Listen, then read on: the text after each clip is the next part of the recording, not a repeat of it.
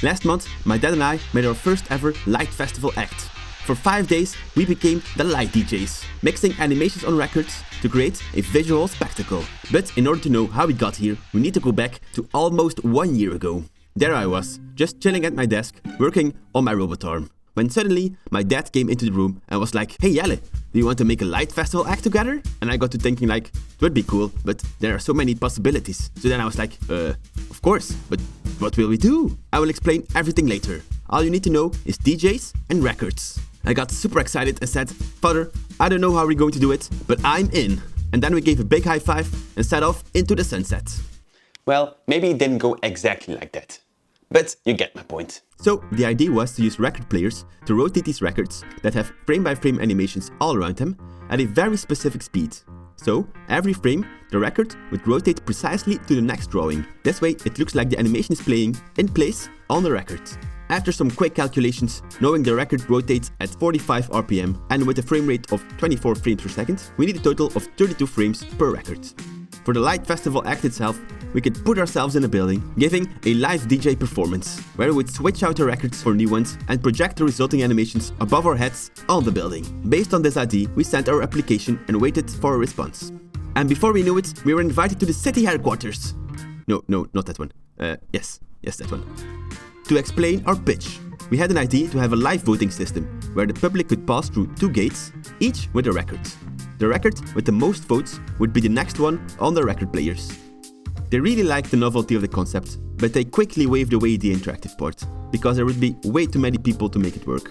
So, the Light DJs were ready to give a performance, but where were they going to do it? The initial parkour was already laid out, and some of the bigger works had their location locked in. We found a long, unused street in the city, the Langemund, a shopping street with a small little square at the end. When we visited the site a week later, we had the cool idea to put a whole bunch of DJs in the display fronts of the shops, all building towards a final DJ tower at the end to display a combination of all the little records. But when we arrived at the end of the street, where our DJ tower was supposed to stand, it just didn't feel right. Plus the fact that a giant snow globe would be placed around the statue just behind it didn't help either.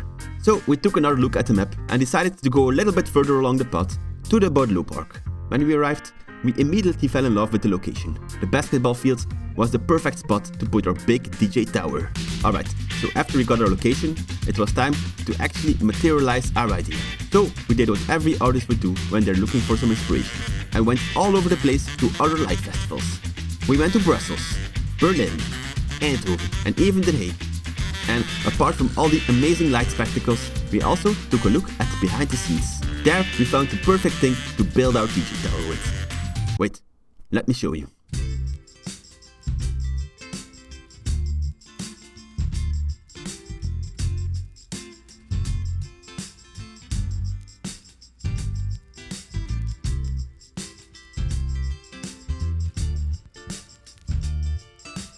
Containers! Luckily, the city has a bunch of them laying around. If we place 3 of them on top of each other, we can stand in the middle one and show the resulting record animation on the top container. Ah, can you imagine it? My dad and me standing there, playing records for 8 hours a day, 5 days straight. Wait a minute, that sounds terrible. Ah, can you imagine it? A recording of us playing records for 5 days straight? Then we can really mix both our records players together. But what are we going to mix together? We can't keep using the existing records from other people. We have to make our own and tell an interesting story so people will have a reason to keep watching. We started prototyping with some music-themed loops, like a speaker and some music notes. But laying them out in a circle to spin around every time was a lot of work. So I made a little program to automatically place the drawings on a disc. This worked great for me. But of course, we are it too, and I don't want to keep making the records for all the drawings my dad makes. So I made a little online version so he can upload the drawings and get a finished record in return. After we got some working records, it was time to set up the first tests. Then I realized I did not have a single big white wall or projector screen in my house.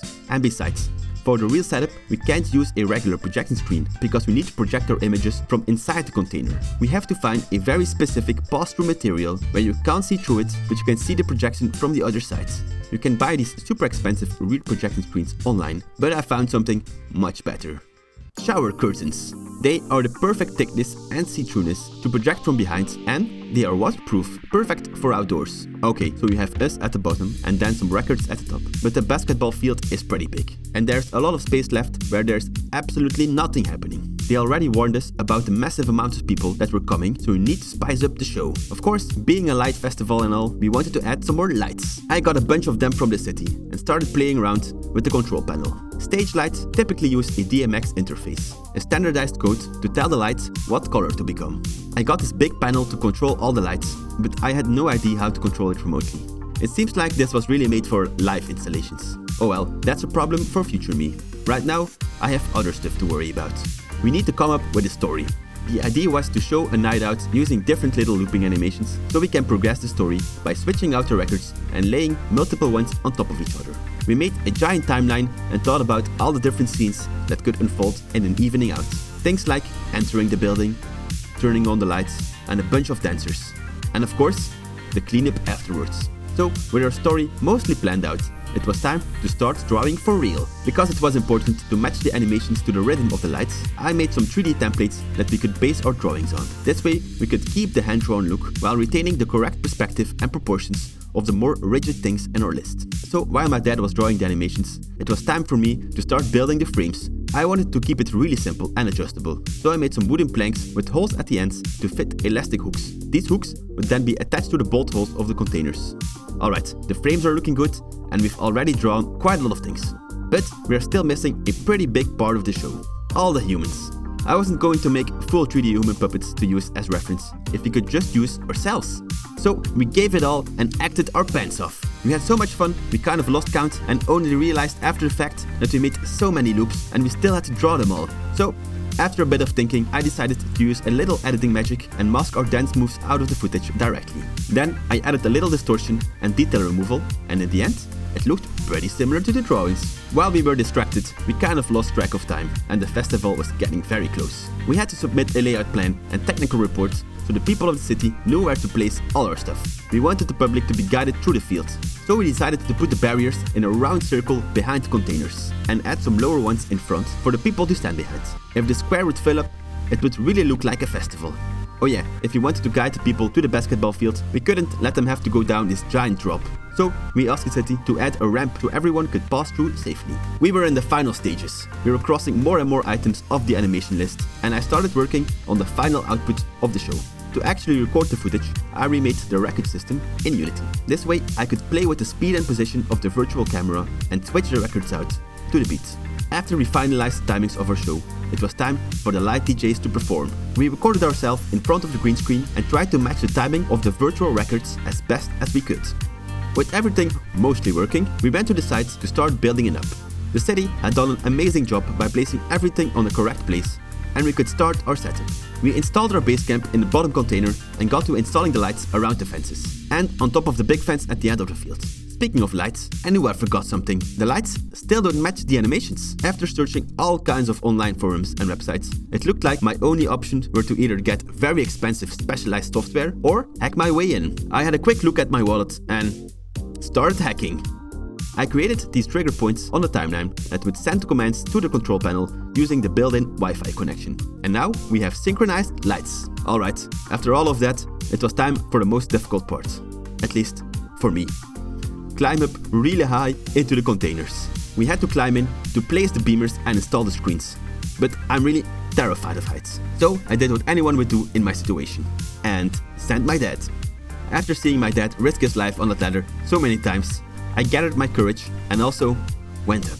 There, we installed the shower curtains and secured them to the containers. I made these wooden blocks that we can bolt straight on to ensure a very solid connection. Because it's getting very windy so high up, and it being in a basketball field for a whole week, it will probably lead to some lost balls in the goal-shaped holes of our container. Then, after fine-tuning the location of the beamers, the show finally looked like something. And just in time, because there were the first people already. We did some press, answered some questions, and guided our friends and family around. The rest of the festival was an unforgettable experience, and we even got some time to see the other works. But, without any further ado, roll the beauty shots.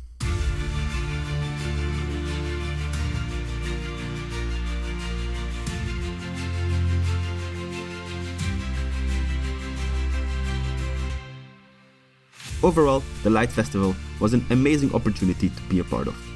And we learned a lot. I would like to thank everyone who attended the show and of course, my dad, for joining me in this amazing adventure.